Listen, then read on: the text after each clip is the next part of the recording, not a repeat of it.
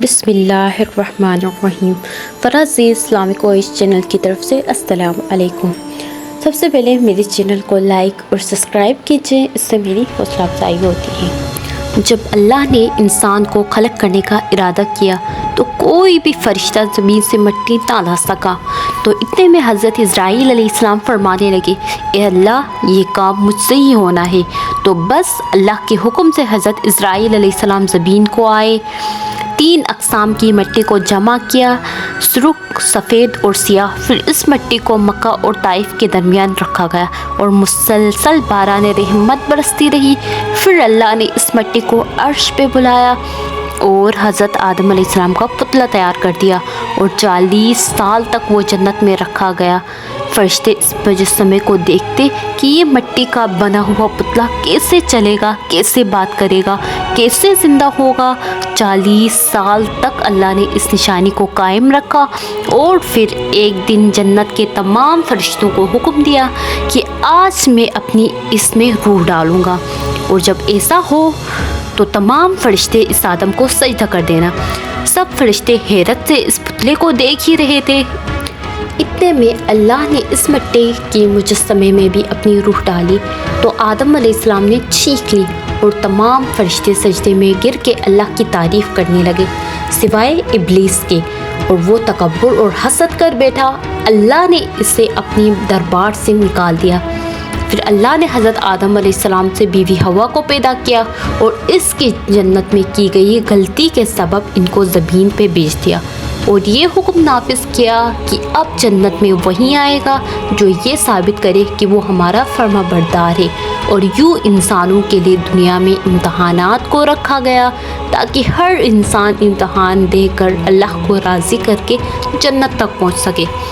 تاریخ نے لکھا ہے کہ حضرت آدم علیہ السلام اور بیوی حوا زمین کو آئے تو 200 سال تک ایک دوسرے سے جدا رہے اور اللہ سے معافیاں مانگتے رہے۔ بلاخر اللہ نے ان کی توبہ قبول کی۔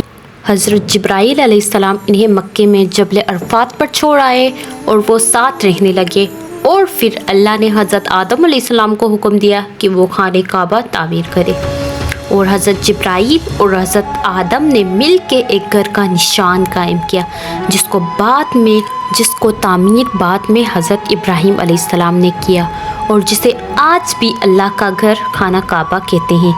حضرت آدم علیہ السلام جب اپنی خطا کو لے کے پشیمان ہوتے تھے یا اللہ کی عبادت کرنا چاہتے تھے تو اس جگہ کی اللہ کا ذکر کر کے اللہ کو راضی کیا کرتے تھے۔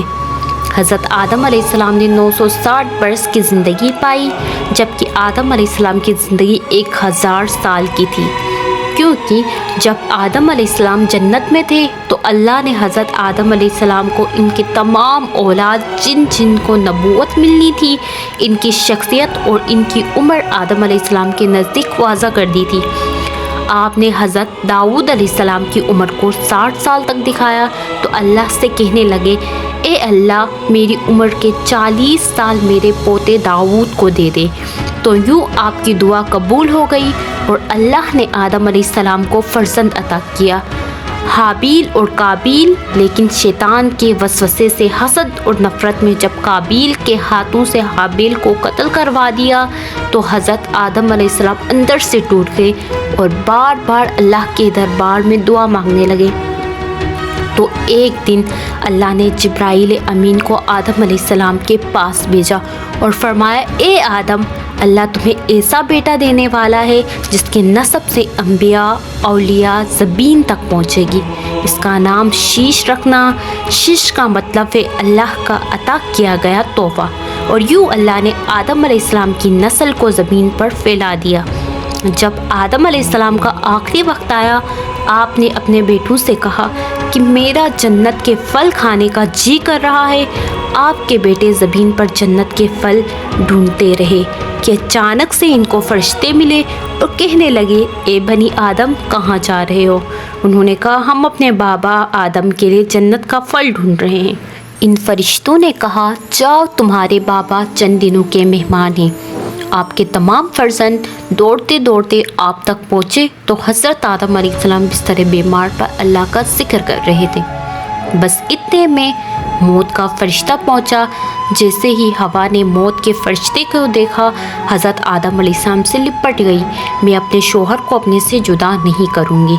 اللہ کے نبی نے فرمایا، اے ہوا، مجھ سے دور ہٹ جانا، ایک مرتبہ پہلے بھی تیری وجہ سے جنت سے نکالا گیا ہوں، آج اللہ اور اس کے فرشتوں کے درمیان تم حائل نہ بننا۔ پھر آپ ان فرشتوں سے مخاطب ہو کے کہنے لگے، اے فرشتہ موت، کیا بھول تو نہیں گئے؟ میں نے اللہ سے سنا تھا میری عمر 1000 سال کی ہے اور ابھی تو مجھے 960 سال ہوئے ہیں۔ تو ملک الموت نے کہا، اے اللہ کے نبی آدم، آپ نے خود ہی فرمایا تھا کہ آپ کی زندگی کے 40 سال آپ کے پوتے داؤد علیہ السلام کو دے دیے جائیں۔ بس آدم علیہ السلام کی روح قبض کی گئی، آپ کو غسل فرشتوں نے دیا اور جنت کی خوشبو آپ کے جسم مبارک کو لگائی گئی۔ پھر آپ کی نماز جنازہ فرشتوں نے حضرت جبرائیل علیہ السلام کے پیچھے ادا کی اور زمین گود کر کے آپ کی تدفین کی، اور تمام مسلمانوں کے نزدیک اللہ کا یہ حکم نافذ کیا کہ جب بھی کسی کا انتقال ہو تو ان کے جسم کو ایسے ہی تدفین کرنا۔ آج بھی ان فرشتوں کی سنت پر اہل ایمان عمل کر کے اپنے بزرگوں کی تدفین کرتے ہیں۔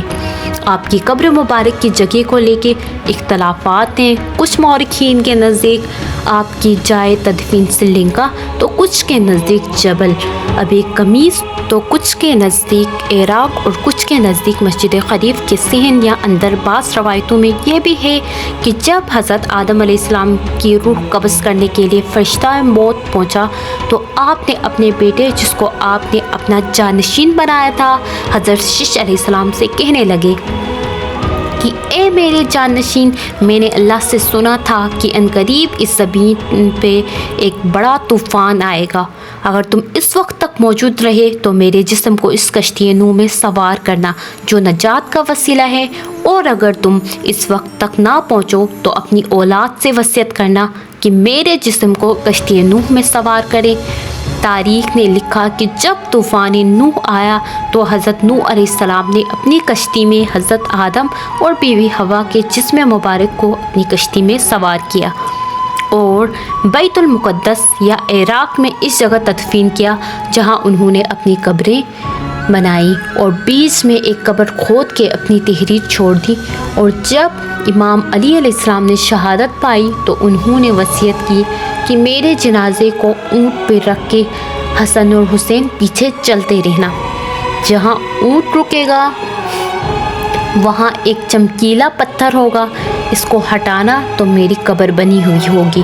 جب امام حسن و حسین اس جگہ پہنچے جہاں اونٹ رکا تو اس چمکیلے پتھر کو ہٹایا تو ایک طرف حضرت آدم علیہ السلام کی قبر تھی تو دوسری طرف حضرت نوح علیہ السلام کی قبر تھی، اور بیچ میں ایک قبر کھودی ہوئی تھی اور اس میں تحریر تھی کہ یہ قبر نوح علیہ السلام نے اپنے ہاتھوں سے وقت کے امام اور رسول کے وصی علی بن ابی طالب علیہ السلام کے لیے بنائی ہے۔ آج بھی اس مقدس مزارات کی زیارت کے لیے لاکھوں لوگ عراق آتے ہیں اور زیارت کر کے اپنا ایمان تازہ کرتے ہیں۔ جزاک اللہ۔